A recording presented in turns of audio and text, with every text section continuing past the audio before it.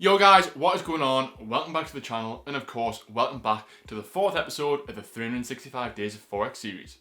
By the way guys, we have a few hundred episodes coming your way, so you best hit that subscribe button and the notification bell, otherwise you may end up missing out on some insane content that we've got planned later on in the series. So let's get on to what we're actually discussing in today's video. If you haven't already figured out from the title or the thumbnail, that is of course, what is Forex?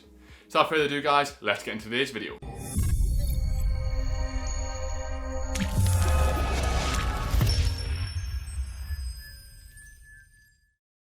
So you've probably seen adverts of Forex and the usual get-rich-quick schemes brandished all over YouTube, Instagram and Facebook, but unlike what most people believe, what you see brandished all over social media is in fact something completely different.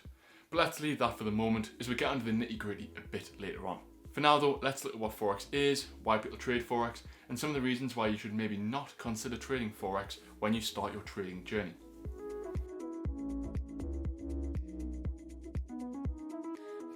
Forex trading, also known as foreign exchange or FX trading, is the conversion of one currency into another. Forex gets its name by combining the words foreign and exchange into one nifty, easy to say word. Foreign exchange or Forex is the most actively traded market in the world, with individual companies and banks contributing to a daily average trading volume of over $5 trillion every single day. While a lot of foreign exchange is done for practical purposes, the vast majority of currency conversions are undertaken by speculators whose whole aim in the market is to just make profits.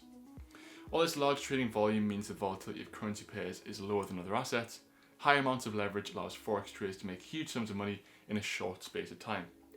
Of course, this means that FX is really attractive to smaller traders and maybe new beginners, as they have the chance to make larger profits, but the huge downside is that this also increases the risk.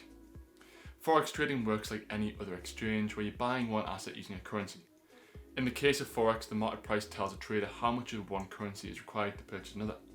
For example, the GBP USD currency exchange rate shows how many dollars £1 can buy. If GBP USD is 1.35, this means £1 is worth $1.35. As I alluded to earlier, the Forex typically thrown around Instagram ads with crazy profit charts and the like is actually a little bit different. Sure, you're trading currencies, but with most retail brokers, you're actually using contract for difference accounts, which is sometimes shortened to CFDs. CFDs are derivatives, which means that they come from the same family of financial instruments that binary options are a part of. Yes, I do mean the binary options that are illegal in almost every single part of the world. And why are they illegal, you may ask? Well, because they're so complex that the average retail investor couldn't understand what they're actually doing, and hence almost always, and probably around 99% of the time, end up losing a lot of money. I'm sure this actually sounds similar to what a lot of you guys have been through, losing money trading Forex with either copying trading signals or just throwing your last week's paycheck into Forex because you've seen some con artist on Rich Kids Go Homeless suggesting that trading is very easy and can be done in 10 to 15 minutes a day from your mobile phone. Although there are actually some benefits to CFD accounts such as low deposits, there are of course some big negatives. One of the main ones is the absolutely obscene amounts of leverage that you have access to, which is usually in excess of 400 to 1 on most retail platforms. There is actually some really interesting regulation called ESMA that prohibits retail brokers based in Europe from offering over 30 to 1 leverage, but because most of these brokers you'll see promoted on Instagram place their headquarters on grand old islands such as Mauritius or the Canaries, they can get away with offering ridiculous amounts of leverage. This is, in my opinion, one of the biggest reasons why 95% of retail traders lose money. So yeah, if when you want to next tell someone that you're a Forex trader, have a check with your account and see if it's actually a Forex account or you're actually a CFD trader. Trying to explain that one to your mates down the pub might be a little bit difficult, but just send them this video if they don't understand. The last thing we're going to look at is actually incredibly important, but most people do not understand this concept. Let's now check out the zero-sum game concept. Before jumping right into considering a zero-sum market, let's first consider a zero-sum game, which is the same idea but on a much smaller scale. In a zero-sum game, there are two participants where one person will win whilst the other will lose. The winner's gain will be exactly the same as the loser's loss, so the net gain for both participants is actually zero. If the winner always wins money from the loser, and then the loser does not want to play anymore, the winner can't play anymore either, as there is no money left to win. Now looking a bit broader, a zero-sum market is the same concept, but with more than two participants. The idea is that the amount of winners will be exactly the same as the amount of losers, so the net gain will always be zero. Now applying this to the Forex market, the amount of winners is pretty much the same as what the losers lose. However, to confuse you a little bit more, this actually isn't the case because of the fees that the brokers will charge you, like commissions and spreads.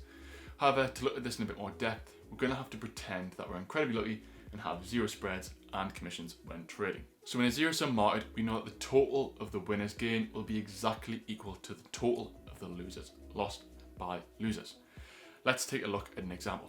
If you have 50 people trading in the FX market and each trader risks £10 on a trade, we have 25 people who think the price will go up and 25 people who think the price will go down. Price then does go up, so the people who went long made money, whilst the people who went short lost money. If everyone risked £10 per trade, we know that 25 people lost their trade. That means there's £250 up for grabs. And where do you think this 250 goes, right? Well, it goes straight into the winner's pockets. Although this is a really easy and super simplified example, you can apply this to a bigger and smaller trading account as it just scales linearly. The important thing to remember though, that in Forex, the market trades are matched up by volume, not the number of people making the trade. So if 1,000 people each go long risking £10, which totals £10,000, this volume could be matched up by just one person who's risking the whole £10,000 on their own. This is why there is crazy stats that when 95% of Forex traders lose money. The money lost by the 95% is won by the top 5%, and hence the winning traders will usually trade with a large amount of capital, as the 5% need to match the order volumes of the other 95% who are losing is much greater. As we progress further through the 365 Days of Forex series, this is an incredibly important point to keep in mind. One of the things that I find beginner traders forget is that if they are losing money, someone must be winning it from them. The Forex market is a direct competition against other traders, and when you break into that 5%, you'll be making money from the other 95%. To finish off, I want to leave you with something that's a little bit thought-provoking.